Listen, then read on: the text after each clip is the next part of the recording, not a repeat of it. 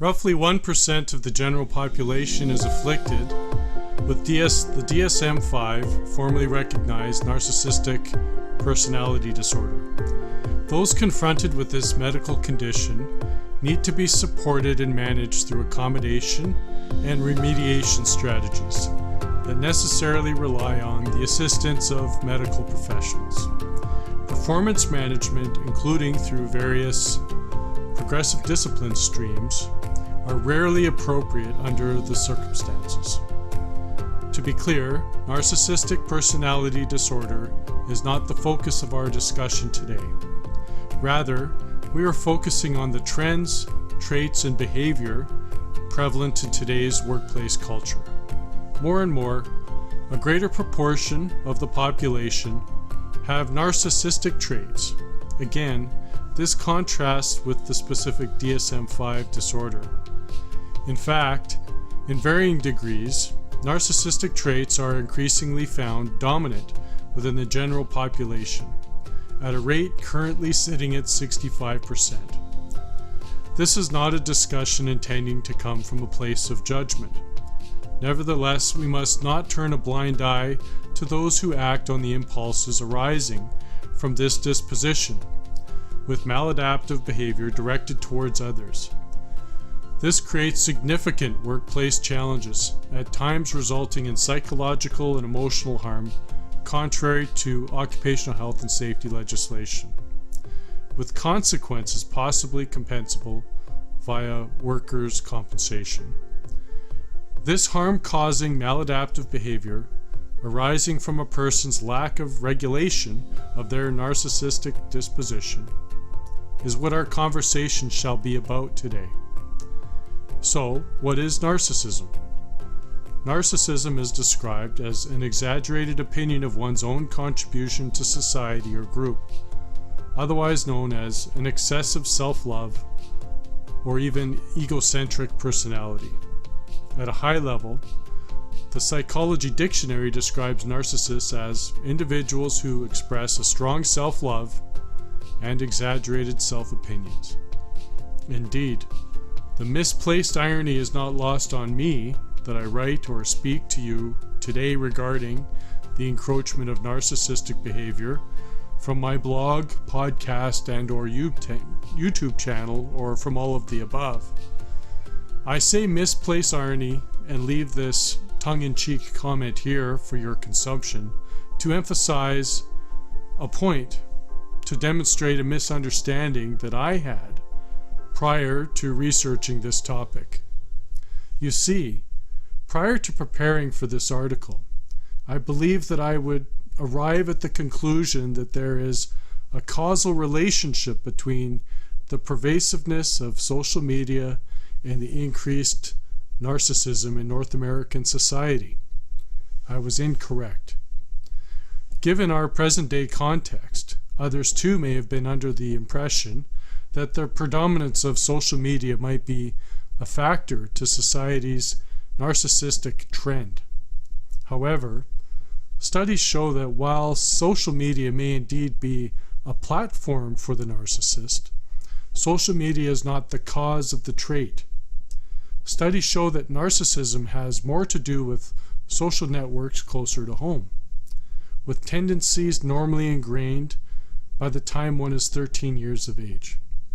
More recently, much academic and clinical attention has focused on the realization that increased narcissistic traits within society is in part the result of the self-esteem school of thought, which is grounded, unfortunately, in not being better, but rather in thinking one is better.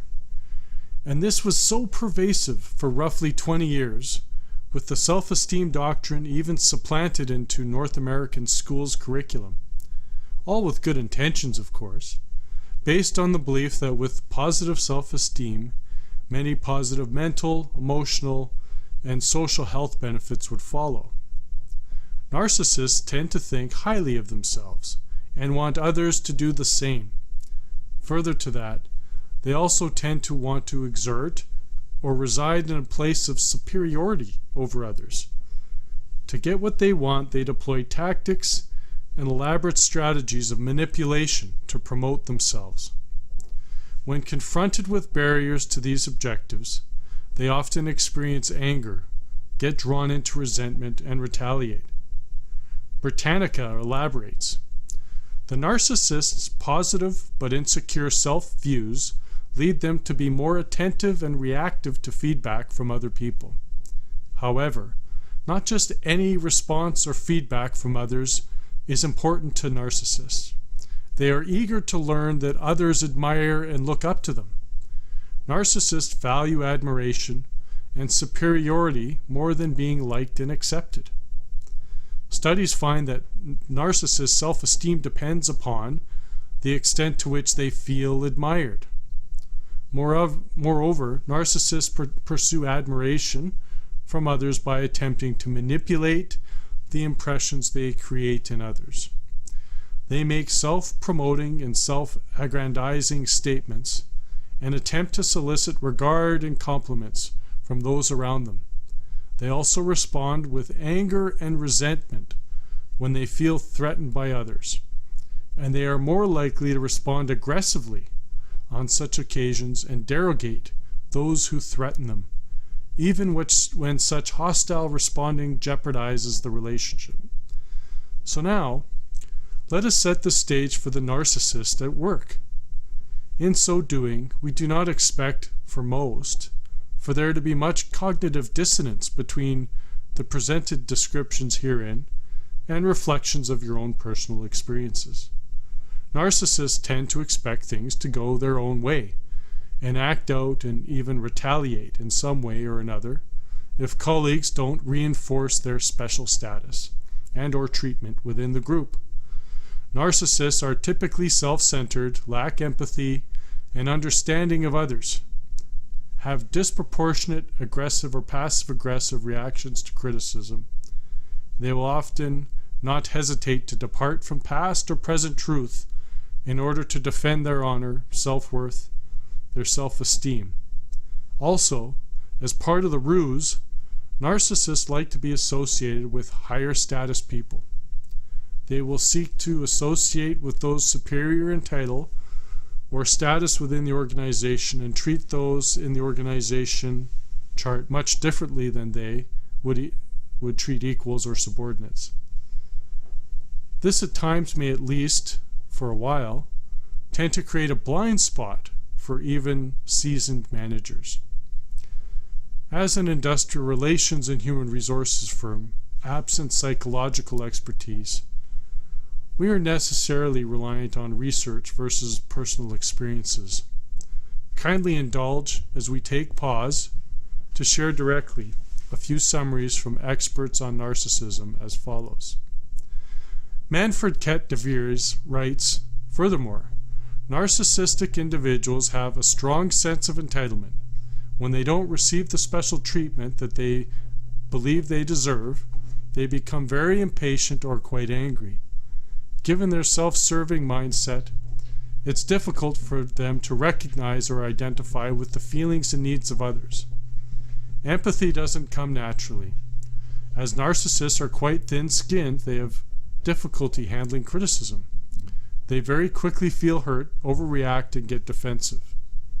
The narcissist would simply rewrite history, as Theodore Milan put it, to freely transform failures into successes and to construct lengthy and intricate rationalizations that inflate their self-worth or justify what they believe is their right.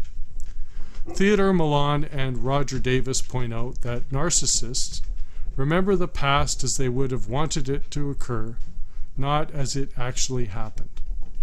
If you notice an employee who acts out in this fashion, remember this is complex, and it's likely a multi-pronged approach will be necessary.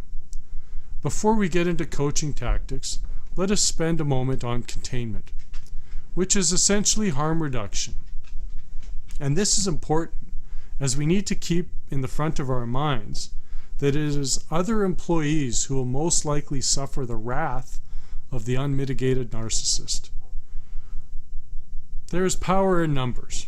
Creating a strong team environment can neutralize the behavior and set a stage of encouraging peer feedback. supported by leadership. Feedback from the group dynamic may be a more receptive form to one with narcissistic tendencies than feedback received from one individual. Safe group work settings, including space for informal interactions, is an environment that those with narcissistic tendencies will respond to, especially as their need for affirmation will drive their engagement with the group's peer regulation and cultural norms. However, it is important to avoid putting narcissists on teams with teammates that the narcissist can dominate. That would in fact allow the behavior to fester and only serve to positively reinforce the undesirable behavior. Always keep in mind, our job is to manage the narcissist while maintaining the physical and psychological safety of the rest of our team. A manager's biggest worry should not be losing their narcissist. It should be losing the other team members. They will be the ones to resign, tired of the way the narcissists need to be catered to. It's hard to deal with the narcissist's sense of entitlement, lack of empathy, and need to feel special. Until and unless the narcissist learns to consistently regulate their behavior, which will take consistent structure and multiple 90-day cycles to reset these new neurological pathways, it will be a precarious balancing act to manage the narcissist and protect the safety and inspire patience within the rest of the team. As is normal through the course of working within an organization, micro blunders happen. While fortunately not all places have office politics akin to contact sports, even the most tame environments involve inadvertent slights between coworkers. An unequal or inequitable distribution of credit or gratitude for jobs well done, or real or perceived blame apportioned when outcomes differ from expectations. Offices are not sanitary lab environments. They are human and thus messy, some more than others. Real or perceived slights will happen. It is not a question of if, but rather when. Those prone to narcissistic tendencies, who lack the mindfulness and coping skills required to regulate reactions, will start to run into trouble when these slights occur, even under reasonably healthy workplace conditions. This is when reactions become disproportionate, and it is when interferences or disruptions to work colleagues are more likely to occur. These normal day-to-day slights are likely overly felt by the narcissist. As author Kristen Neff explains, any threat to their mental representation of who they are, therefore, feels like an actual visceral threat, and they will respond as powerfully as a soldier defending their very life. When narcissists receive put-downs from others, the retaliation can be fast and furious, even violent. Narcissistic anger serves as an important function for the narcissist. It deflects negative attention away from the self toward others, who can then be blamed for all the dark emotions being experienced. And as James MacDonald Jr., a lawyer, pointed out, when the narcissist ultimately fails, the fall will be long and hard. Litigation is likely to result, so it is essential that the narcissist's performance problems, disruptive conduct, and abuse of others be thoroughly documented as they occur. Care and thoughtful, calculated practices need to be adopted by organizations and managers when confronted with these types of situations. The way a narcissist treats their superiors often differs remarkably from how they treat those lateral to them, and differs from how they treat their subordinates. Because of that, managers need to be on guard for the possibility of one of their direct reports hiding out in their blind spot. If an employee always seems to have the right answers for you, but during their tenure they seem to be consistently surrounded by noise and persistent signs of relationship trouble from coworkers and their subordinates, it would be wise to reserve judgment and to do a little investigation. Narcissists are people pleasers to people in elevated positions, so will be skilled in sending their manager comforting signals about their own performance. There are reasons why narcissists are often promoted before their true character is realized by the organization. I know it is an overused phrase, but trust but verify makes sense. It is worth investing effort to understand the perspective of coworkers or subordinates who may be having a difficult time with your employee. The last thing you want to do is enable a narcissist to sit in your blind side, operate by some extension under your authority, all the while leaving a path of destruction in their wake. Be wary of requests for special treatment. It is a common sign that you are dealing with a narcissist, and giving in will not only reinforce the behavior, conceding will create resentments among other team members. Once you suspect you're dealing with one with dominant narcissistic traits, get in the habit so it becomes normal for both you and the individual of having a witness present during coaching, expectation setting, pre-discipline, and certainly discipline performance management discussions. Take notes and keep a personal file. If performance interventions are required, take a structured approach and determine what performance management or discipline stream you're on and stick to it unless new facts come to light that inspire you to change course. A very transparent, quite frankly boring, and obvious performance management approach will be useful later. What I mean by this is try to, if things don't improve, to be on a linear progressive discipline path. Step 1, 2, 3, if possible. These files don't lend themselves well to culminating incident justifications, particularly due to the subjectivity normally associated with interpersonal strife. If things go sideways, it is likely to get litigious. Again, we recommend against reinforcing behavior by succumbing to the narcissist's desire for special treatment.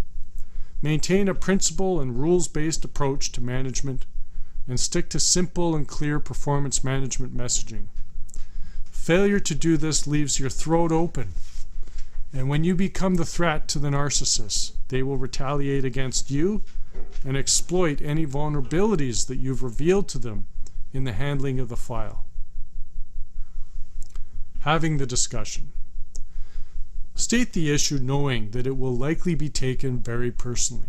Have an HR staff person witness the exchange. Be direct. Take extra effort to separate the behavior from the person as you proceed explaining the concern. Example: you bring much skill and passion to the team. Reacting versus responding and talking at or about people instead of to them is creating problems for our department in meeting our objectives. This gossiping and emotional impulsive responses must stop. We need you to take a moment prior to responding, gather yourself, and we need you to raise concerns directly with coworkers and avoid gossiping. Can you make these adjustments to how you interact with your coworkers? Next, describe what you will monitor and book a follow-up meeting. Example: so unless something comes up from a safety or ethical perspective, I want escalations about concerns you have with others to be brought to my attention together with the other person involved, so we can talk about it together. That way you can also see how I communicate while we get out of the practice of talking about versus to our colleagues. I will try to provide a good example for you. Also, I'm going to drop in and observe a few of your team meetings over the next couple of months. Let's get together in May to check in and review where we're at with this. If you have questions, want coaching or support in making this behavioral change, please drop in. Continue to check in, and where the manager sees authentic effort on the part of the employee to change, offer positive feedback.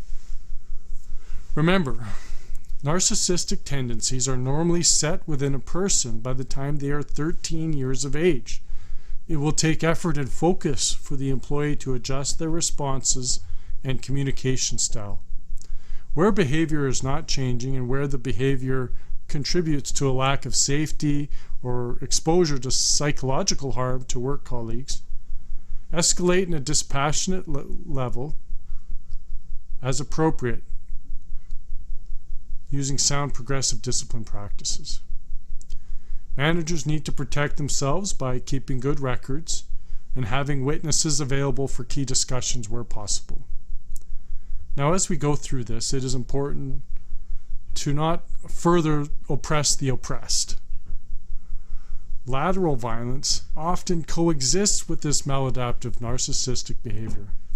It is recommended that companies and managers consider the broader issue of lateral violence, address it as a leading indicator that may be suppressed through preventative measures and talking spaces.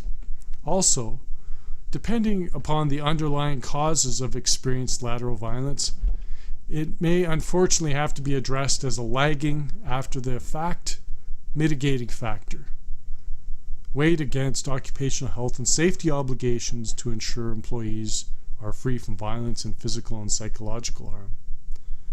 There is no doubt that there is significant overlap between the maladaptive narcissistic behavior that we've been discussing and lateral violence, which is a term that describes the way people in positions of powerlessness direct their dissatisfaction inward and towards each other's, toward themselves, and towards those less powerful than themselves. Lateral violence is believed to occur worldwide in minorities, and particularly Aboriginal peoples. Lateral violence is the expression of rage and anger and fear and terror that can only be safely vented upon those closest to us when we are being oppressed. In other words, people who are victims of a situation of dominance turn on each other instead of confronting the system that oppresses them. The oppressed become the oppressors. It must be acknowledged it is also a form of bullying that includes gossip, shaming, blaming others, backstabbing, and attempts to socially isolate others. This is particularly acute in reference to instances of colonialism, trauma, and intergenerational trauma. It is something that must be addressed and accepted as a complex issue, particularly within the context of employers engaged in Truth and Reconciliation Section 92 sub-II efforts with Indigenous communities. Research suggests that as many as 95% of bullying experienced by Aboriginal people occurs amongst Aboriginal people themselves. This should not be surprising, as the roots of lateral violence lie in colonization, oppression, intergenerational trauma, powerlessness, and ongoing experiences of racism and discrimination. Factors mainstream bullying programs do not take into account. Society can inadvertently or deliberately create the environment for lateral violence through a lack of recognition and engagement.